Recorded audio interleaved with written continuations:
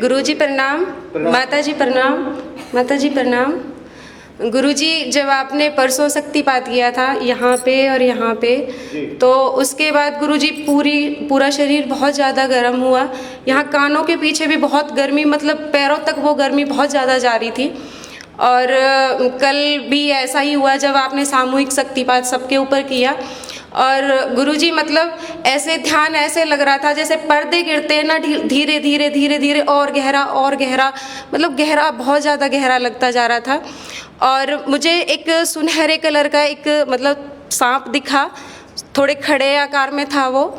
और गुरुजी, मुझे अनुभव में 2-3 छोटे यहाँ अनुभव आए थे। बिल्कुल संक्षेप में, बिल्कुल छोटे। हाँ जी गुरुजी, गुरुजी। ना लगे जी। एक तो गुरुजी, मुझे ऐसा लग रहा था जैसे मैं बैठी हूँ, ऊपर से जैसे सूरज की जैसे धूप होती है, वो धूप मेरे ऊपर, मतलब वो किरण के रूप में मेरे ऊपर गिर रही है। जी, ऊपर से प्रकाश गिरता हुआ आपको दिखाई दे रहा है। हाँ जी गुरुजी। शब्दावली होना चाहिए। और एक दूसरा गुरुजी, आप खड़े हुए हैं और एक महापुरुष हैं, आप उनके पैर छू रहे हो और वो महापुरुष आपके ऊपर हाथ रखकर आपको आशीर्वाद दे रहे थे। गुरुजी, मुझे नहीं पता ये ध्यान मुझे अनुभव क्यों आया।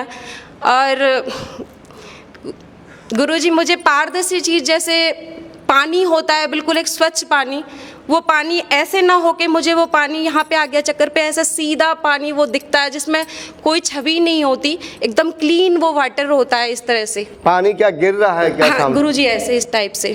आपको अनुभूति जो हुई बहुत अच्छी हुई, अनुभव भी आए, लेकिन जो पानी गिर रहा है उसका अर्थ मैं नहीं बताना चाहता हूँ। कोई बात नहीं, वो गिरता कुछ मतलब गिरता सा भी नहीं है, एक स्थिर सा पानी है वो, कुछ इस टाइप से जैसे ऐसे खड़ा हुआ। कोई बात नहीं, आप पानी शब्द का प्रयोग कर रही हैं, उसका भी अर्थ होता है, मैं नहीं बताना चाहता हूँ। ठीक है। कुल मिलाकर के आपकी साधना बड़ी तेज गति से आगे बढ़ी, क्योंकि उसमें आपकी भस्त्रिका भी चल रही थी और जैसा कि आपने बताया अनुभूति भी आई कि सारा शरीर आपका शक्तिपात। गुरुजी, रात में परसों सो भी नहीं पाई, पूरी शरीर ऐसे लग रहा था बहुत।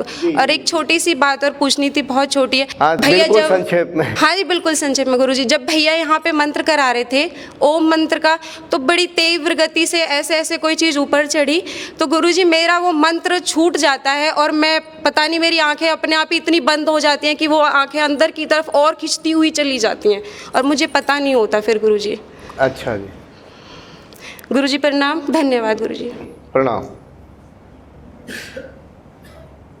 गुरुजी प्रणाम। प्रणाम। गुरुजी, मैं पूनम तिवारी जी। गुरुजी, मैं जब रायवाला में आई थी तब तो आपने यहाँ जो मेरा रुकता था जो प्राण और तकलीफ होती, तो आप यहाँ रुकता था, नाम जगह का नाम लें। हृदय चक्र के नीचे जहाँ ये जॉइंट होता है वहाँ पे। इसके लिए बोलते हैं नाभि चक्र से ऊपर, हृदय चक्र से नीचे। जी। तो फिर तो वहाँ पे प्रॉब्लम सॉल्व हो गया इमीडिएट जब आपने शक्तिपात किया तब। उसके बाद में वो प्राण ऊपर की तरफ फ्लो होने लगा थोड़ा, लेकिन जब यहाँ पे आपने शक्तिपात किया तब से वो और प्राण ऊपर यहाँ तक आता है, ऊपर गले के नीचे थोड़ा, लेकिन वहाँ तक आता। और फिर मेरा नेक ऑटोमेटिक ऐसा लॉक होता है, फिर ऊपर जाता है। फिर अभी ये 4-5 दिन से शुरू हो गया ऐसा, तो ऑटोमेटिक ऐसे नीचे जाता है और फिर अपने आप फिर वो अब ऊपर अपना पोजीशन लेता है। तो ये कंटिन्यूस चलते रहता है। और जब शक्तिपात किया तब यहाँ पे ठंडा भी हुआ, लेकिन पूरा ऐसा हेवी बहुत हुआ। तो और उसके बाद में थोड़ा मैंने प्राणायाम भी रूम में की तो हल्का लगने लगा और फिर ध्यान बहुत अच्छा लगने लगा।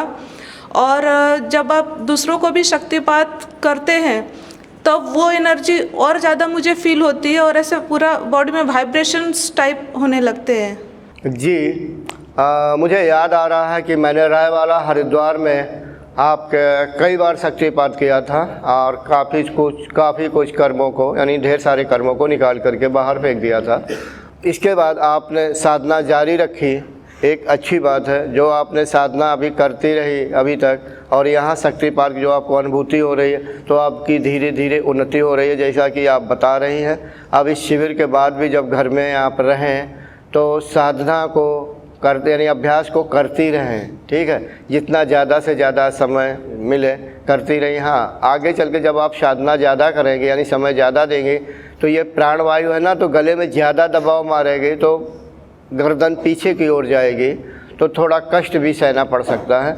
तो अभ्यासी को थोड़ा इस तरह का कष्ट सहना पड़ता है, ठीक है जी। मुझे अच्छा लगा कि रायवाला के बाद जब यहाँ बात हो रही है यानी आलंदी में, तो आपकी साधना बढ़ी हुई है, ये हमें भी अच्छा लगा और आपके लिए यानी अभ्यासी के लिए अच्छा है कि उससे ये समझ में आता है कि अभ्यासी अभ्यास करता रहा है। जी गुरु, धन्यवाद जी। Thanks for watching. Remember to like, comment and subscribe.